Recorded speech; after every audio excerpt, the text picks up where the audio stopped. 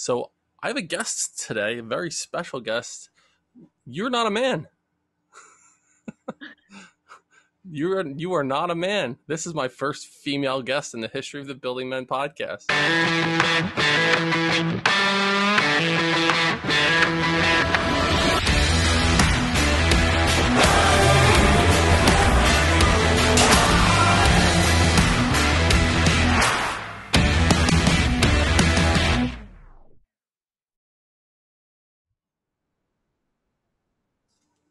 Got it. Well, that, huh?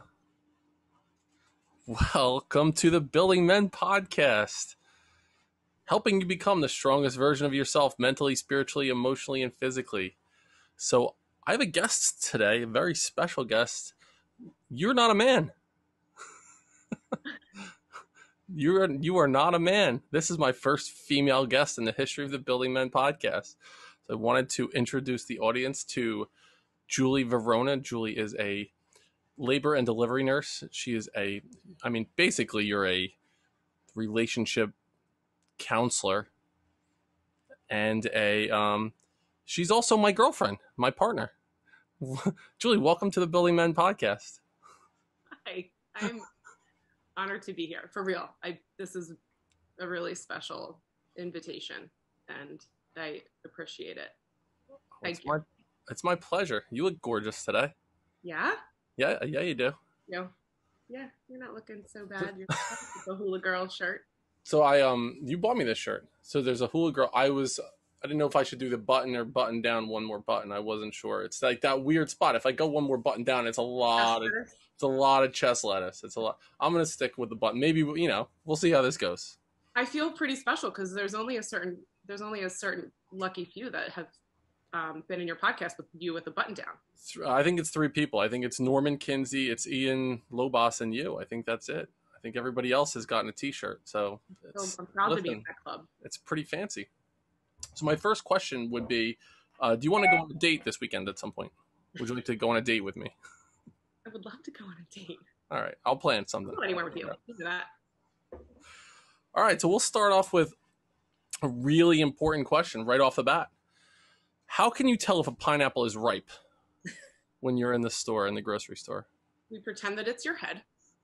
Because my head looks like a pineapple. We're pulling out a leaf from the very center part of your head. Okay. And if it comes out easily, then it's ripe. But if you get any kind of resistance, then you put it down. Unless you don't want to eat it in a couple days. But then I don't know what the time frame is for it to become easily pullable. So I would just put it down and pick a ripe one. Yeah, so you pull the leaf out of the center. Okay. And then you smell it and you rub it in your armpit. So when I've seen you in the grocery store smelling the pineapple, why do you do that? I don't know, just because I want other people to do it. I want other people to think that that's what you're supposed to do. It's a social experiment. Experiment, yeah. But in all reality, as far as I know, that's how you tell how a pineapple is ripe. Okay. I could be wrong, but it's been working so far. So okay. I'm gonna so far, so good. So yeah. We'll stick with it. So we'll start with the labor and delivery nurse thing. It's really interesting. Your profession, you deal in a really intimate setting. We talked about it before. You have basically people come into the hospital as a solo person going into the hospital to have a child, but you wind up taking care of at least 2 people every single time someone goes in to have a baby. So you're charged with, not only the one patient that you have, the mother who's expecting, but also the baby or babies if it's multiple births, right? Mm-hmm. So it's such a fascinating thing. You get to see life.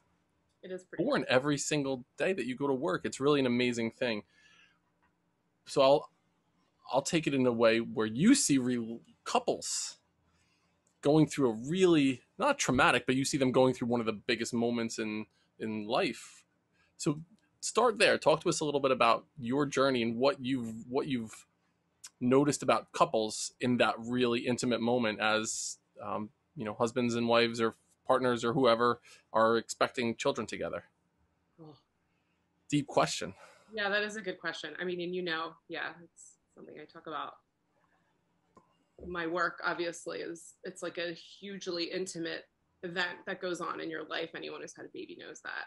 It's intimate on many, many levels. And And honestly, how long have I been doing this? I don't know, 20 some years. And every delivery, I'm like, how the hell did that just happen? How the hell did that human just like come out all of a sudden? There were two people here and now there's three.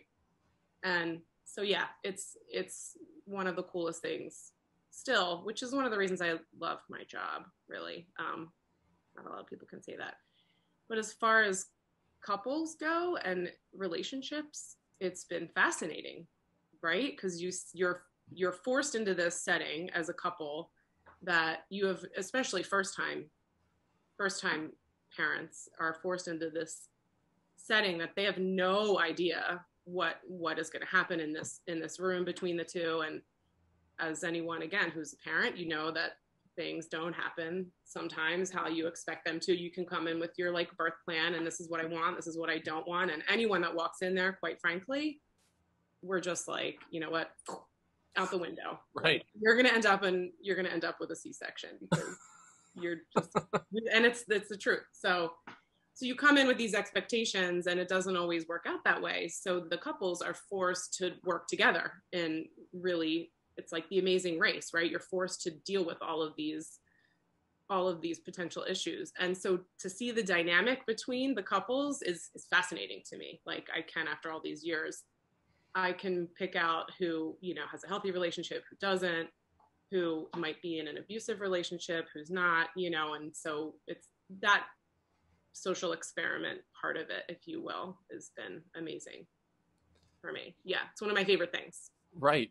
And I'm sure you can probably pick out couples that you know they communicate really well together based on that event, because it's one of those crazy situations where you can go in with a plan. Mike Tyson said it. You have a plan going into the ring until you get punched in the face, you get punched in the nose, then the plan goes to shit. It goes out the window. So people can come in with that plan and then they have to downshift and work together and realize, listen, life is not going to be rainbows and unicorns. There's going to be some crazy shit that happens. And maybe that's why it is the way it is. Maybe it's just like a big giant smack in the face. Like, this is what you're in for, like, as a couple. And, you know, yeah, you have dads that are like sitting in the corner, like terrified, you know, and I'm like, all right, come hold her hand or do this or do that. They're like, you know, I could put them in probably categories. Like there's like the clueless dads, like the little lost puppies that are just like, they're terrified. And I'm like, come on now, little Kevin. All right, this is what you're supposed to do.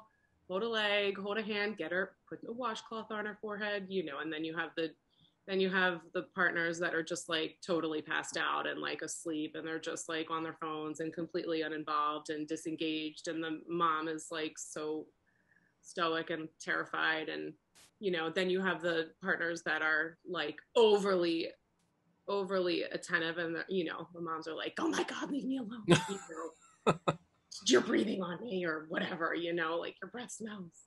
But they mean well, right? Like they want to participate. And you know, and every now and then you get a couple that's like they are well matched, you know, they communicate well, and that's really cool to see. But everything else in between too, there's all sorts of stuff.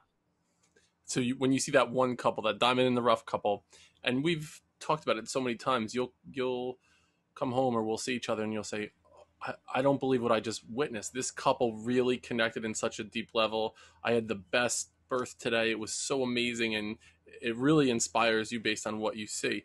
So what is it that makes a couple communicate in that way? What can you pick out any little things that you see that you're like, you know what, they got it going on. They are the diamond in the rough. They have their shit together. They can communicate in this way during this crazy event that I know this couple is going to be just they're going to be a-okay moving forward. That's a good question. Should have like written stuff down about this along the way. It's you know, verbal communication and nonverbal communication. It's like kind of being able to read each other and knowing when like, ooh, like, you know, maybe this is what she needs or he needs, you know. Like I've seen so many moms read the dad. I have specifically a couple I'm thinking of right now. They were both police officers. And the, you know, the husband or partner or whatever, he was this like big giant strapping guy.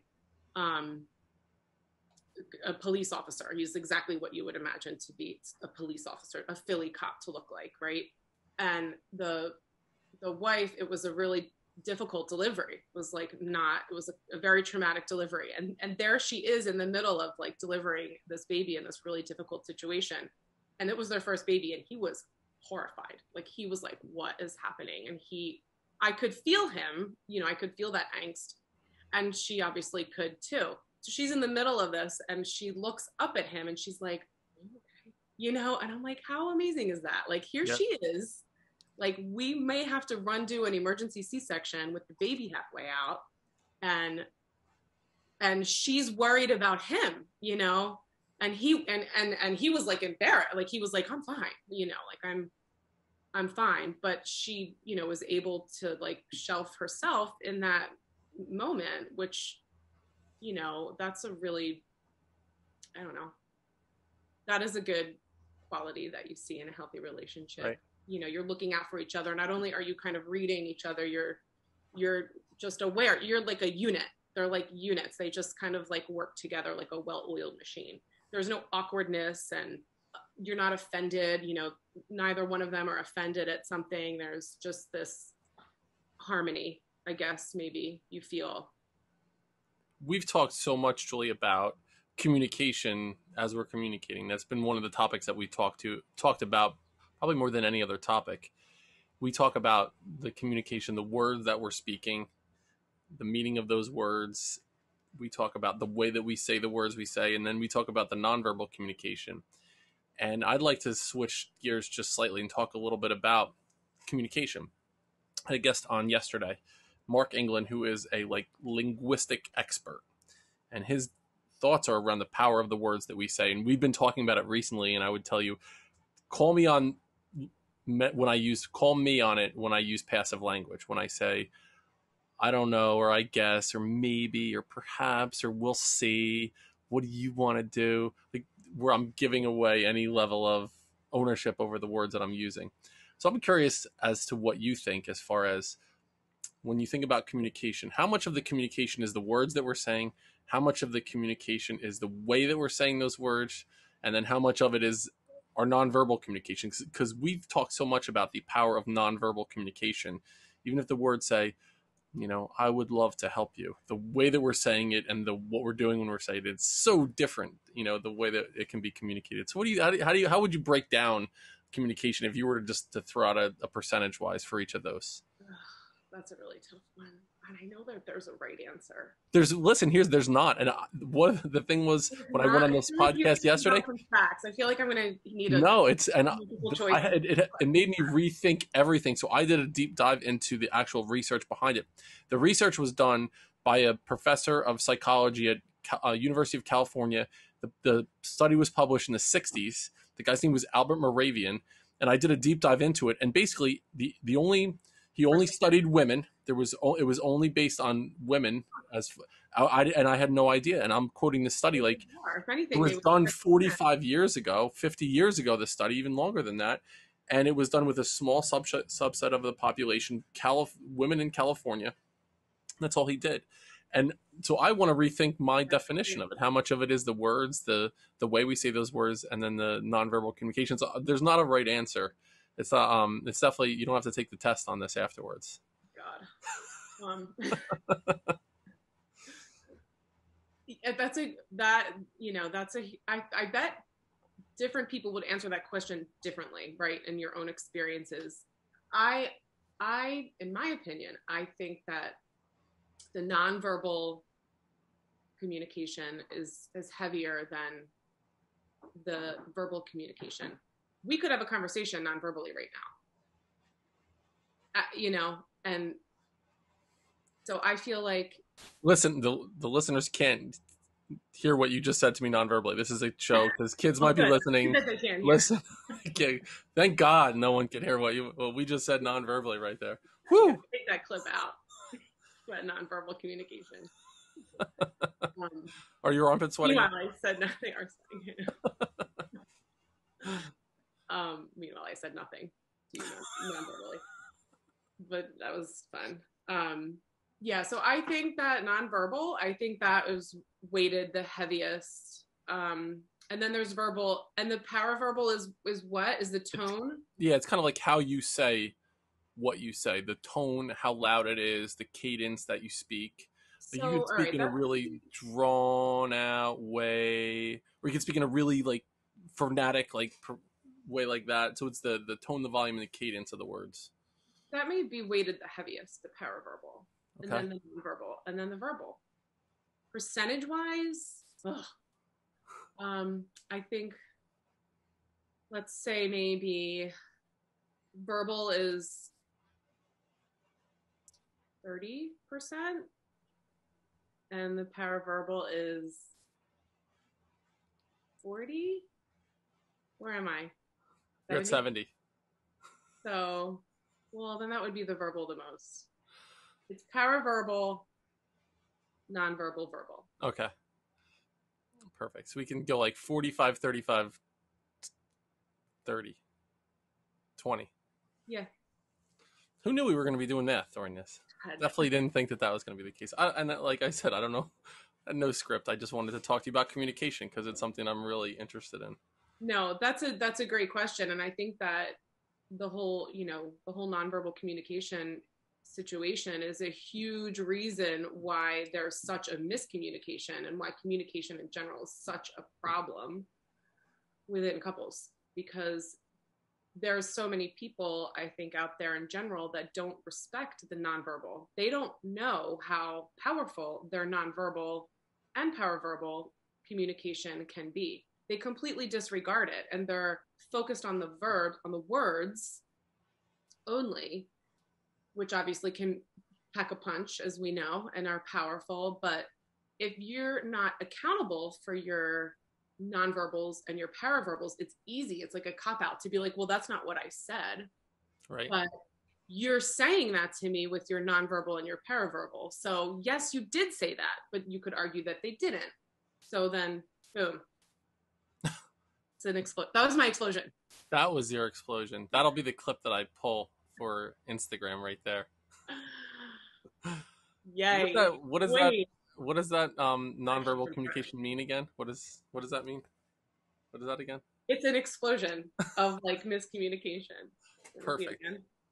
You need to trademark that. It's from Friends, actually. Jennifer Aniston did that. I can't steal it. You can't steal that, right? Well, we just gave her credit. Yeah. So, yeah, I think that's a huge the like lack of respect for the paraverbal and the nonverbal. And to hear when you first brought that up, it was mind blowing to me. I was like, I've been saying that all along, and I'm not crazy. You're not crazy. We talked about that on our first date. Mm-hmm. So I'll segue into the origin story, the Dennis and Julie origin story. So I was waiting for you at the landing in New Hope, and you were driving up from Delaware to meet me out on a date. And that's when you listened to my podcast for the first time. You actually thought about, you're like, oh, I don't know if I want to see this guy. I might cancel the date. Why did you go through with it to meet this dude I was at the beach. It was my birthday, and you've been to the beach. It's a lot. It's like, it's sun, it's fun, it's like as much fun and everything. My parents are, the best hosts, and it's always a good time. So it's a lot of everything. It's a lot of sun and fun and crabs and, lots of good stuff. And so I was tired. I'm driving home. I was like, oh, I got to drive home, and then I got to like shower and go on a date. And, I'm just over any kind of dating because I'm cold and dead inside. And, I'm just going to go get in my pajamas and like have a glass of wine. And I was contemplating that. And then on the way home, I have a 3-hour drive. So I was like, I guess I should listen to this podcast, because if I go on the date, I should like have listened to the podcast that you've talked about, that we had talked about. I don't want to go in, I wanted to be a proper date and have some information about you, since you had offered it. So yeah, on the way home, I listened to every single episode of Building Men, in regards to like the pillars of masculinity. It was, accountability, purpose, resilience, all of those. And it resonated with me a lot. And so I was inspired because I'm raising essentially two sons and, have struggled with like ideas of masculinity in my life. So it really resonated with me. And I'm like, where was this? Like when my son was born, who's 18 on Sunday. So, right. It's like, so anyway, it resonated with me. And I was literally, I literally was crying in the car because it was that impactful. It was information that I wish that I had had, and had I had it, would have made a difference in some, ways that I not raised him, but in some ways, in different situations that I had to handle as a mom, I wish that I had had that information then. So, what a great pickup line. Listen to my podcast. Right. I'm so cheesy. I am so cheesy. To that point, no, you weren't. You were just talking. Yeah, no. If you had done that, I would have been like, yeah, check please.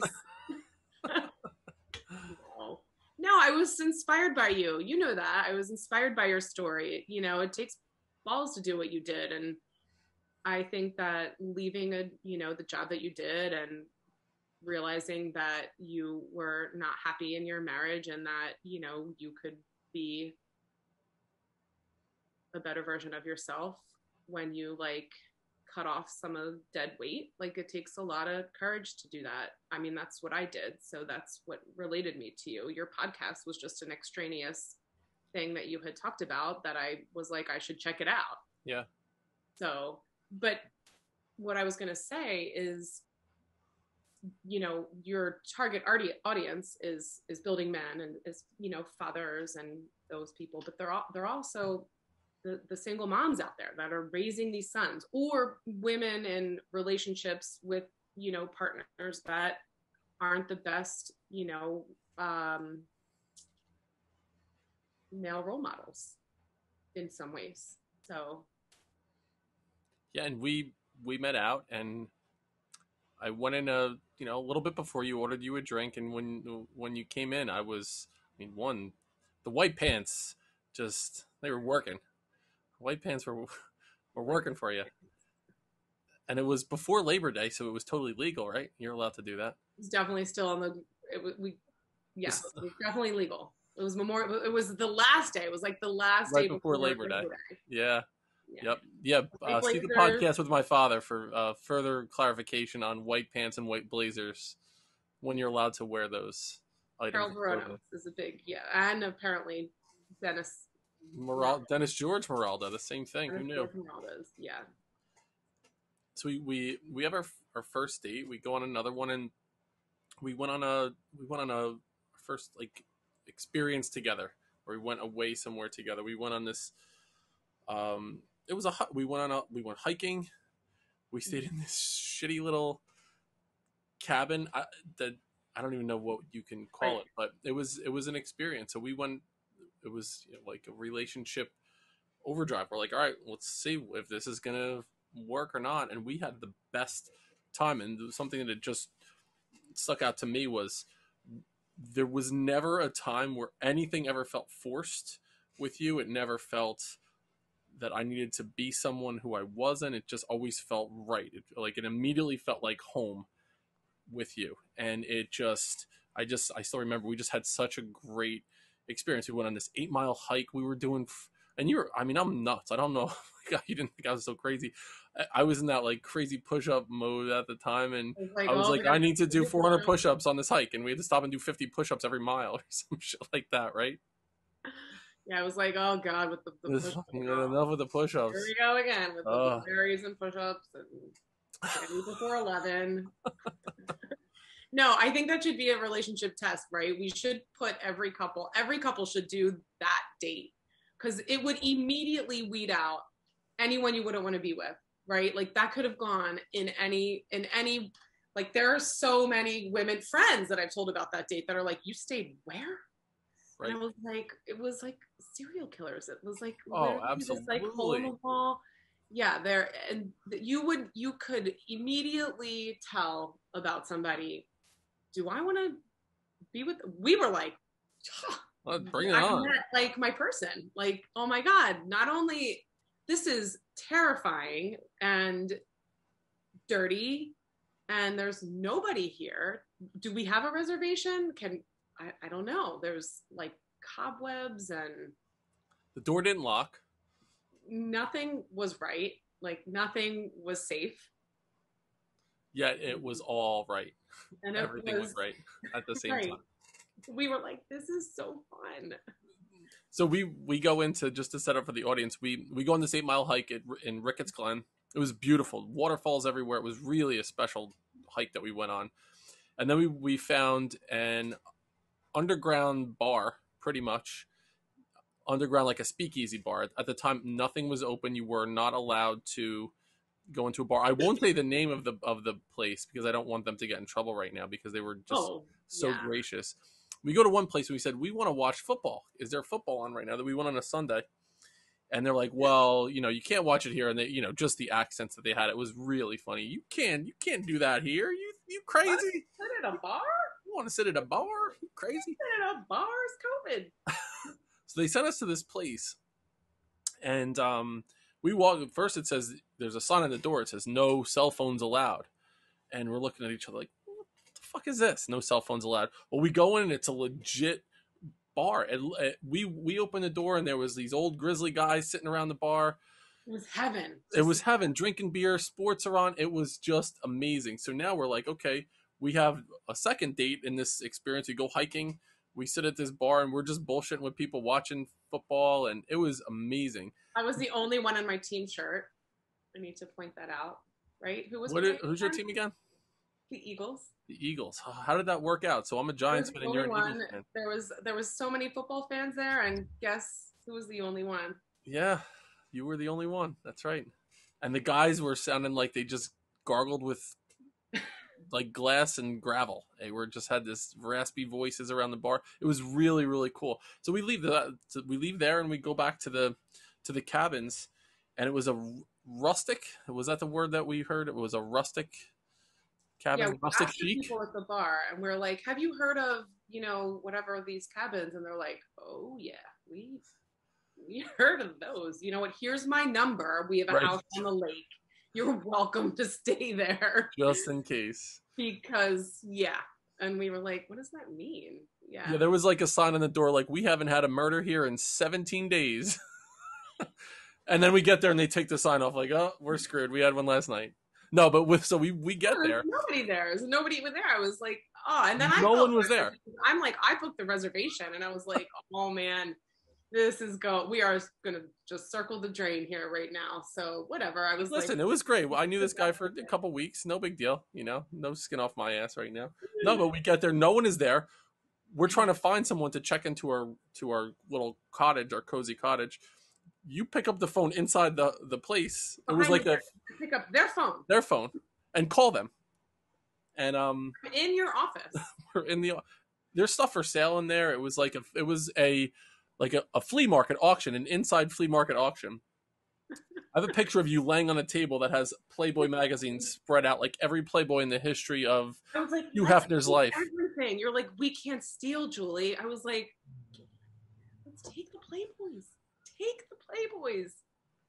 You did take a Playboy. We left a couple bucks at the register though, because I did feel bad about that. We'll get into your kleptomania in a future episode. I'm sure that'll come up at some point. You pulled the principal. I would have called you Principal Meralda then. I would have been like, oh, Principal Meralda. Got to go to an assembly. Do the right thing. So it was a great experience. We went on that experience, and I've talked about it on the podcast. On the drive home from there was such a moment for us. So two things happened on the drive home. One is, say it's like an hour and a half away from you and 2 hours away, something like that. And I was like, let's get in the car and not have a map, have any GPS. Let's just take turns and see where we go. We have nothing else to do today. Let's just explore and go on an adventure. which for me was something I had never really done in my life. Just kind of like, and we went up in some cool spots that day. We found places that we never would have found otherwise. We saw some things we never would have seen otherwise. It was just an experience where we're like, let's give this a shot. This might be cool. And we took all day to Right, get home. It was awesome. which The could have second been, thing, go ahead, no, go ahead. It was would have been like that could have been a moment with a couple, right? With a new date that you would have, somebody could have been like, ugh, no, like let's just get home. yeah, yeah. I need to go home and lay on the couch and watch Netflix. So second thing. Second thing was there was a moment where we talked about caves, and I was like, oh, I've been to a cave once or twice, and I love them. I think they're awesome. And we're driving home, and you're like, oh, let's stop. It's right here. Let's get off right here. And I was just like, nah, I don't want to do that.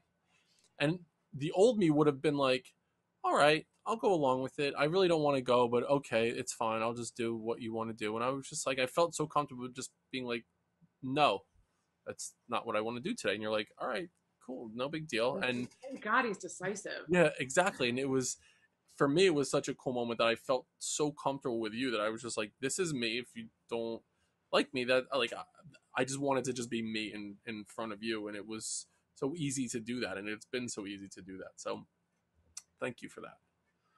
It was a Appreciate refreshing thing Yes. for me as well, right? Like it was the perfect storm, like good in a good way, because yeah, your decisiveness was refreshing to me. You know, yeah, you don't want to be with somebody that's like, okay, I'm gonna do whatever, I'm gonna do Exactly. whatever. You know, you want someone to be like, this is what we're gonna do, bitch. Get me my chicken pot pie, bitch. No, No, we don't want that. That's not you know what. what I mean. That's not what we're about. It's not. Um, So you mentioned, you said perfect storm, Julie. So when I think of perfect storm, I think of it. It can be the perfect storm in a way where it can be treacherous, or a perfect storm where it can be like, as you sit back and look at it, it can be beautiful. And I'll use this analogy that we heard from Bambi at the airport was, you just have to get to that 40,000 foot spot to be able to really see things from a different perspective. So first, talk to us about Bambi. What was going on with her, and what was her message to us at the airport? oh man, there's a lot going on there. So right, so we're flying back from Florida on St. Patrick's Day, and we're at an airport bar. Of course, we're so many hours early. So, and it's St. Patrick's Day, right? So we have to have a green beer. So we took us an hour to find a bar that we could sit at. And so we sit down, and to my left, I'm sitting to your left, and to my left is Bambi and her daughter, and to your right is, I don't know, some like maybe drug dealer kind of Oh yeah, trafficking guy. human So, trafficking drug dealer, I would say. yeah. That was on his business card.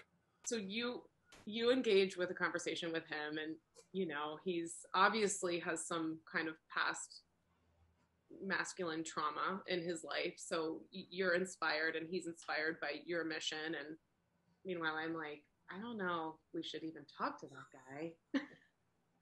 Is he stealing my wallet out of my bag right now? And so that's happening. And to my left is Bambi. And Bambi is this amazing woman, right? I completely underestimated her initially, because I don't know, I had no idea that she was going to be a pilot. She is a pilot and was there with her daughter, flying her daughter who had Down syndrome. It was her birthday, who was like 35 or something. I forget how old she was. Do you remember how old she was? Yeah, she was in her 30s. It was like her. Yeah, I think it might have been 35th birthday. So that was amazing to me. She was there flying her daughter back to North Carolina. And so I started talking to Bambi because there's a TV on at the bar, and we're worried that there's going to be, excuse me, a storm on our flight.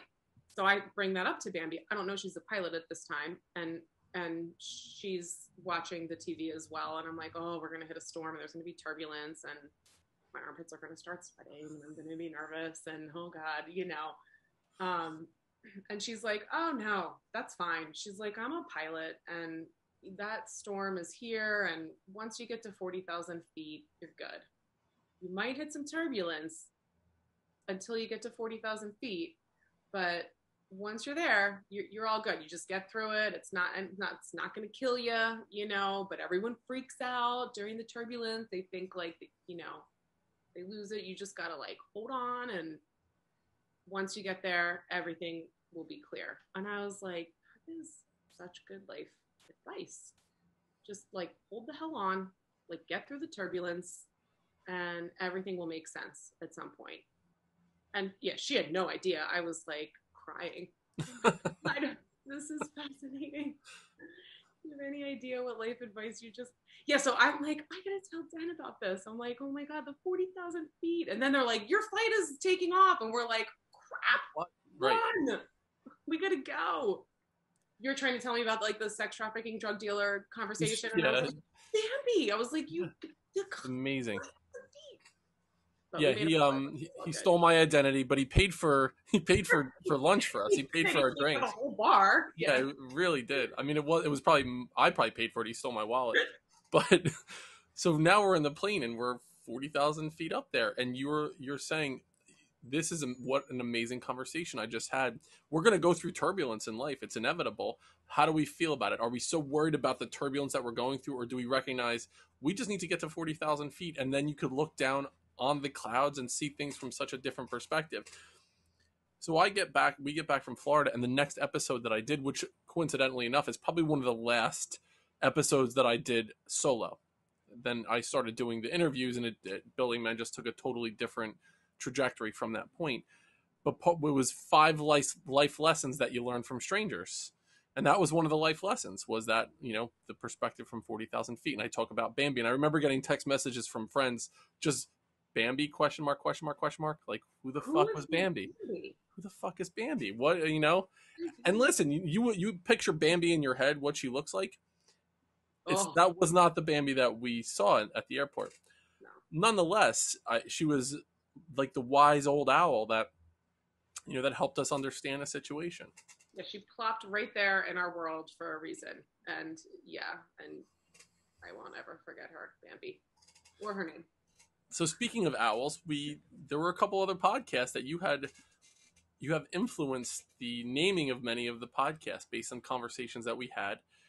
One of them was about an owl. It was The Owl in the Unlocked Cage.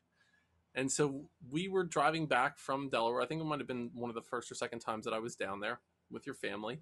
And we were just talking about this idea of being stuck in your own mind, in your own world, where you feel like there's this cage around you, that you're there and you're in this cage and you can't fly out of it, when the either you have the key or the cage has been unlocked the entire time and you're able to fly and free and be free and be yourself.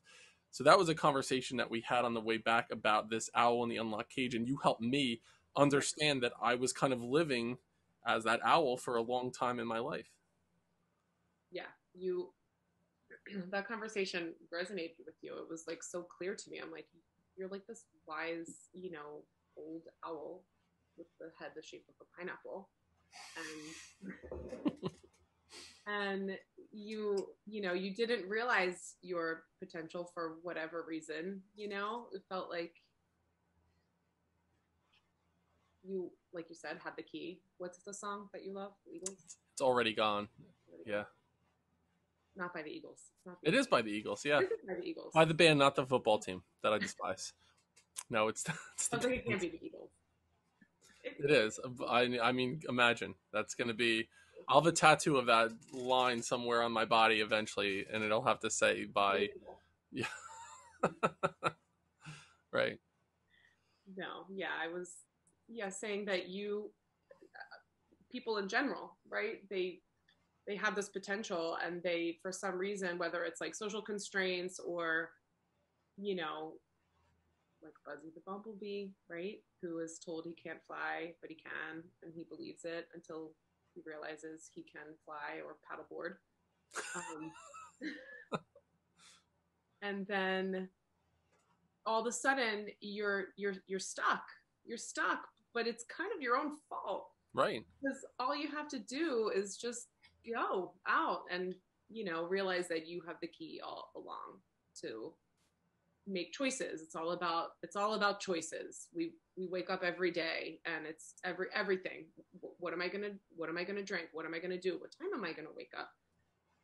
And so you can expand that to your whole life. What path am I gonna take? What am I gonna do? How am I going to raise my kids? What am I going to show them? What kind of career path am I going to choose? What's everything? I mean, everything is a choice. So you can bring that back to, am I going to stay in this cage because it's something that has been socially written for me? Or am I going to be like, no, fuck that? And we're so worried about what other people think about us and what we're supposed to do. Another episode that you Because helped it's me. scary to fly. It's It scary to is. fly out of the cage. Where are we going? It might be dark. We haven't really flown in a long time. So what if I can't fly? What if I fall? What what if I trip on the way out and I get injured? And where am I going to land? I don't know. I don't know where I'm going. So all of those things, they trap us, even though the door is open. The door is open for all of us, every single person. So why do people choose to stay behind that open door? It doesn't make any sense, Right. right? It doesn't. And is it they're afraid of the unknown? That it's safer to be stuck in the cage because you know what the cage is like on the inside. All right, I hate it in here. There's shit all around me. Right. It's why people like to stay in jail. It's Shawshank Redemption. Yes. It's he right, he got out of jail and he killed himself because that is scary, right? So people, I guess, stay in those situations. So we always talk about it, right? What is that? Yeah. Is it courage? Is it upbringing? Like, why can some people break free? I mean, you look at all the amazing men that you have interviewed. Why have they prevailed, right? Like, what can cause them to evolve and rise above? What is it? It's that nature versus nurture conversation. How much are people born with that kind of perseverance inside of them? Is that a characteristic that people have, that no matter what, some people are just going to, as the chips are down, they're going through something difficult, they're always going to be able to pick themselves up? Is it situational? Is it based on, okay, I've been beaten down, but there was someone there to help me out, or there was some situation that helped pull me up? Or is it a combination thereof? Is it, both the nature and the nurture play a part in it? I don't know. I don't know what the answer to that is, but it's something that I'm so fascinated by, is when people go through the challenging situation and they feel that they're able to pick themselves up. And another episode that you had a large part in was the In Search of a Buoy in the Cold Dark Night. That's a conversation that we had as well.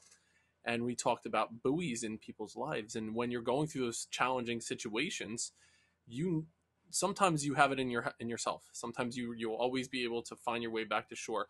But other people don't have that all the time. Sometimes they're kind of stranded out there, and they need someone or something to be that light that will kind of help them understand, okay, this is a navigational spot I need to aim for, and they need that buoy to help them along the way. So it's another conversation that we had.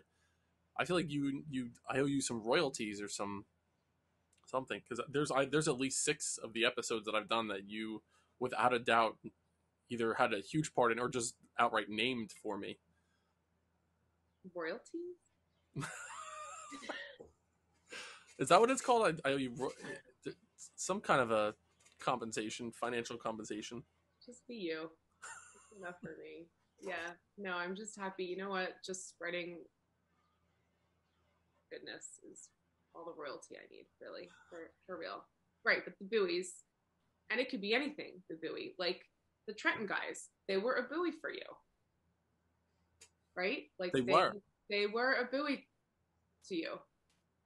You saw them, and something resonated within you, and you were able to connect with them. So did the buoys pop up when we least expect them? We think that they're going to be these lighthouses that we're all looking for. No. When you're out there in the ocean, you don't know where the buoys are. You don't know exactly where they will be. The lighthouses, yeah, maybe, but not the buoys so much all the time. It's so funny you mentioned that. It's the first time I saw it from that perspective, taking taking the 40,000 foot view. I felt at the time when I stopped to go talk to Kyle and the other guys in Trenton, um, I was doing something of service to other people that needed something. They definitely needed financial support. They needed material goods to help them out. They needed food. So I felt like I was providing a service. It made me feel good to feel like I was helping other people do it, and then being able to spread a message. Hey, if there's anyone else around that could help them, that would be great. And it's something that I got really emotional about after it happened. I went home and I immediately recorded a podcast. As soon as that was over, I was so emotional about that situation. I never looked at it from that perspective, that they were actually a buoy for me. They helped me understand, and I'll use like an Ian Lobos term, to dial in on what my mission was. I was so involved with thinking about so many different things. I needed to realize, like, this is what it's about. Like, you have an opportunity to do something to help another person. So they helped me realize that, because I just felt this overwhelming emotion in that situation. I never ever thought about it, that they helped me in that moment more than me helping them in that moment. Yeah, they led you somewhere. Yeah. That's what they do. They lead you somewhere. So they were a buoy. So that's what people need to realize, that buoys are gonna pop up, and we gotta see them for what they are and listen to them. Because sometimes there'll be situations where, people find this broken piece of glass on a ship and throw it off into the water and say, fuck it, it's broken, I don't need that anymore. But Julie, what happens then? Oh my God, it turns into, after how many years? It's many years between, it's like 50 years, 70 years. Sea glass. Sea glass. And then somebody else finds it, and I'm like, oh my God, I've been looking my whole life for this piece of sea glass. And it's been through storms, and it's been, tossed around, and people have overlooked it, have walked by it, kicked it away, and yeah, and here it is. It's this perfect piece of sea glass that somebody has been looking for, and how lucky are they to have found it? So that's a conversation we had as well. I was in like a homeless situation. I was living down at my sister's shore house in Lavalette on the shore. When my kids were down there with me, and or you were down there with me, it was great. There was a lot going on. It was a beautiful area. But the times when I was alone, I was really, really alone. Nothing was going on there, but there was sea glass that was there, and I remember us having a conversation about it. And you were like, sea glass is such an amazing phenomenon. Like, everything that it goes through to wind up in a spot that someone can collect it. This piece of purple sea glass might have come from Indonesia. It could have come from anywhere, and it wound up on the beach here, and we were able to find it here. And it's gone through these trials and tribulations, and it was discarded and left for dead, and it wound its way up in someone's hand, and it's now seen as something beautiful. And that idea that you can take anything in life, can be discarded by someone else, and you can find it and say, what, this is a treasure to me. Yeah. I'm a beach girl, so sea glass to me has been a huge deal. We have read about it, we have searched for it, we have combed the beaches for it, and so I've of course been fascinated by sea glass. So yeah, you were like my piece of sea glass that I found. Really, that's what I said, I think. You did. Yeah. Same. Yeah. So that was a little journey. The last one that we talked about too, that you had a big part in, as I just did a quick walk down memory lane of the podcast episodes, that you just had such an integral role in. As we talked, it was just communication, and I'll bring it back to the initial thing, was just how we communicate is in this really deep way, but also we can take anything and how can we make this work in a way that can help other people. And I believe that you are, one, you're the most amazing woman I've ever met before, but two, you just have this unique way of taking situations and like analogizing them to make it work in a really inspirational way. And it helped me, especially there were times during the podcast where I was just like, I don't have any ideas. I don't want to do it anymore. I can't figure out anything. And you're like, let's talk. And we would talk through some things. And all of a sudden I got this level of inspiration from you you definitely played such a major role in the journey of building men. I could, pick out little moments, and I was like, I remember this point in our relationship, and then how it translated into me understanding something deeper about myself and about the world based on our conversations. And another one was the idea of fuck the white picket fence. That was Right. another episode that we talked about. We were just talking about My favorite. Yeah. society prescribes for us, and we feel like we have to fit into this certain box, and we need to have this countertop, and we have to have the towels in the bathroom that match the fucking rug, and our toothbrushes need to look a certain way, and our kids need to have their hair in a certain way. And like, are you kidding me? How much time do people waste on bullshit like that?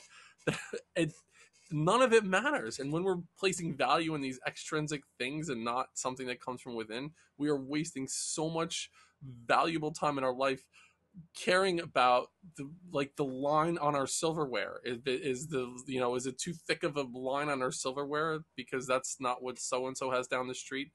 Who cares?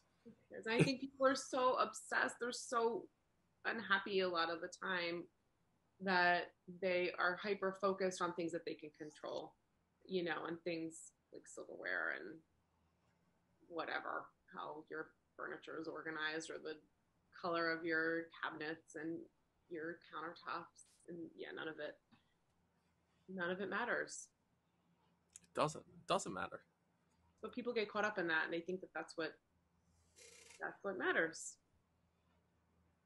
And I'm lucky that you don't place value in those things, because I mean, I'm usually a wreck. I mean, I'm a mess half the time. You're like, we need to get you a new shirt or two. Listen, we need to get you. I had a phone that had so many cracks in it for such a long time. I was like, who cares? No big deal. You're the most put together man I've ever met in my entire life. You are not a wreck. Your phone was a wreck. My phone was a wreck. You're right. Your phone was a wreck. But you're not a wreck. I had some rough edges. You definitely helped me in many different ways. So thank you for that. I just wanted to, I'm you'll definitely be back as a guest on the Building Men podcast for years to come. But I wanted your first visit on the podcast, one, to be the first female in the history. I wore a peace shirt. I wore a sign with a peace sign. Can you see it? It's got a big. That's awesome. Yeah, that's a great shirt. I know it was a big deal. You want to hear some serendipity right there? That is actually, that same peace sign is the cover of an STP album. This one? Or not, it's on the CD. It's actually Shangri-La-Di-Da. It's that, but it's red. It's red, yellow, and orange, but the same exact thing. Shangri-La-Di-Da. That's the... I was going to wear an Eagles shirt, but I didn't want to do the shortest interview in the history of Building Men. I would have started the interview and ended it immediately. I didn't want to do that to you. No, I wouldn't. No, and I would still do an interview. It would be a half-assed interview, though. It wouldn't... Can I ask you a question? Wow, that's a bold move right there. This is a bold... What happens? I don't know what the podcast etiquette is. A bold turn of events here. This has only happened maybe once or twice in the history of Building Men, but listen, we're breaking down barriers right now. By all means, go ahead. So, in your understanding of masculinity and your journey, podcast, and all the people that you've interviewed, what, if any, ideas or thoughts have you incorporated into how you define masculinity? Have you taken on after interviewing and meeting all the amazing men that you have, like, they have helped me define masculinity? How have they helped you define masculinity? That's a great question. I appreciate that. One of the people that have helped me the most, I would say, is one of my recent guests was Angelo Cisco.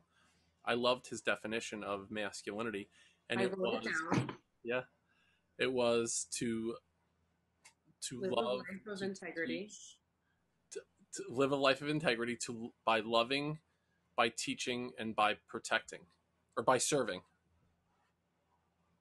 And right, that's funny because I wrote the same thing down, and I wrote live a life of integrity while being in touch with my feelings and aligned with my heart.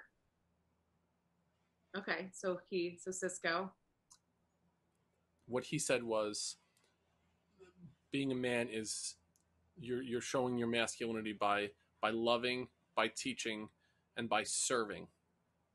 That that idea, those three things wrapped into my idea of masculinity. I think there needs to be a level of authenticity where you're not afraid to just be who you are. And I feel like I did not live as a in my true self, like in my masculine self for a long time, because I was really worried about what people thought about me for such a long time. I mean, obviously you don't want to walk around with shit hanging out of your nose or whatever, but like I was so worried about what. Thank God you did that. It's like I was trying to give you nonverbal cues that you had a boogie this entire time. No, no, it was to to be your authentic self, to feel comfortable enough to feel vulnerable while being strong, serving and protecting, doing all of those things. So it's like those five things working almost as a Venn diagram, and in the middle of authenticity, vulnerability, like loving relationship wise, being a mentor and being a teacher, a coach, and then also serving and protecting. Those things all kind of swirling in together, and that center is the sweet spot of masculinity. That's my best definition right now. Yeah, it's evolving. It's evolving, right?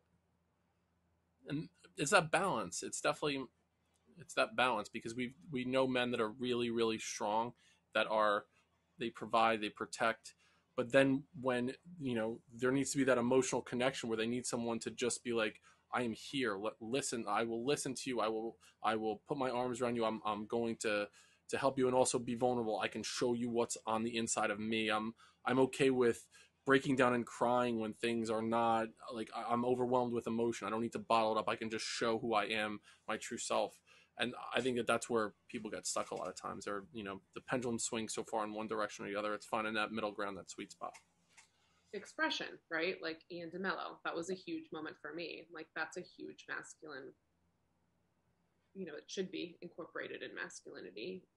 The courage to express Right. your emotions, whatever, however you want to do that. Express anything. Express your emotion. My brother comes on the podcast and he's wearing like a fucking suspenders and nipple rings, and I'm like, he's expressing himself. It's like he's finding a way to express himself.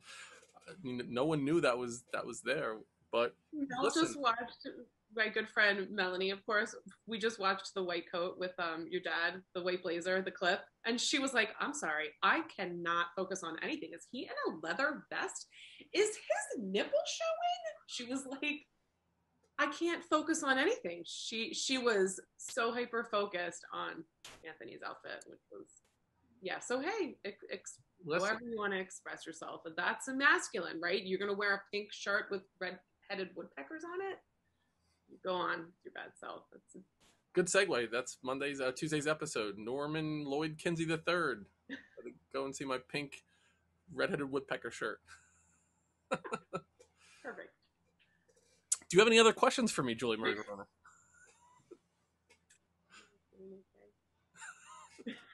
That was a great question. I love that you asked that, and I appreciate you taking that risk.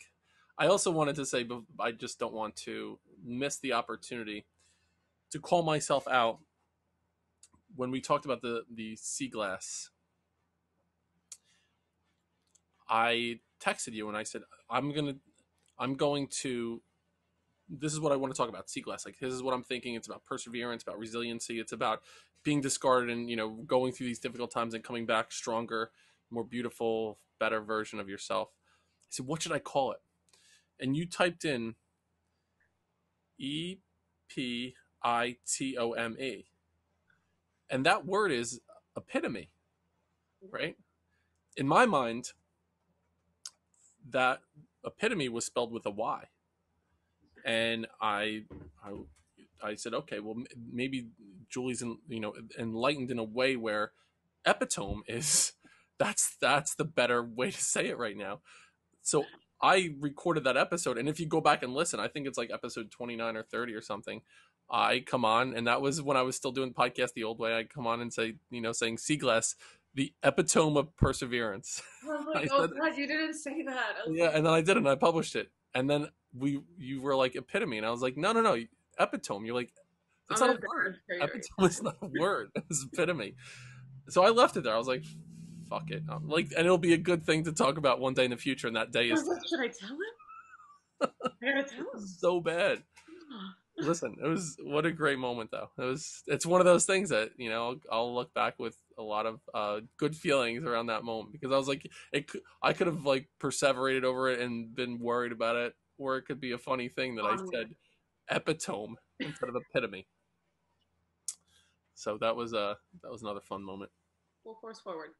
Full force forward. I've said that many times. That is a Bill Verona ism, and I appreciate you, Julie Verona, for being on the Building Men podcast, the first female guest in the history of this long-standing show that's almost 1 year old.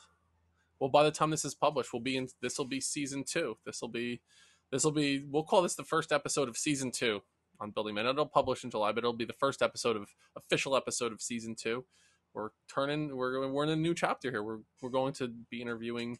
We'll have some women on the show. Why not? And maybe join me and have, you could be like a co-host interviewing some women as well from your perspective. Right. Yeah. And then. So, thank you. What's that? I said it was an honor to be asked to be on here, and thank you. Like, you did a wonderful job, and you looked stunning as well. Thank you for not wearing the Eagle shirt. You're welcome. Is there anything you would like to promote? Oh my gosh. I want to promote you. Thank you. Where can we find you? Well, so you can find Building Men. It's building.men on Instagram. On Instagram, there's a link tree that you can go and find all this stuff. Building Men Podcast is Facebook. Email is buildingmencoach@gmail.com. We just started, my brother Anthony and I started offering free discovery calls if you need help in a specific area. And that's on Calendly. And it's Calendly, and it's / Dennis Meralda, I believe. It's on we'll put a link in the podcast notes as well. And we're on YouTube, which is a cool thing. And this will be one of the last episodes before Anthony and I are in the studio actually doing some cool stuff in the studio. So it's a lot of cool stuff happening on Building Men. We have a couple sponsors that we'll be sharing with you as well. A lot of big announcements. It's good stuff happening on Building Men, and we're into season 2 when this episode is being released. So it's awesome stuff. Anyone has labor and delivery questions, feel free to contact me. You can find my information from Dennis. Sure thing. We can put a link to labor and delivery questions, and this will springboard, I believe, into you having, either working in a way where we're talking to people, or maybe people are just going to you for advice on different things, because you are a wealth of knowledge, inspiration, and advice. Like I mentioned, you are definitely a coach, a counselor, relationship expert, and I feel blessed to know you, have you in my life, and I love you, Julie. So thank you for being on the show. Thanks for having me. All right, thank you for listening. We'll see you next time on Building Men.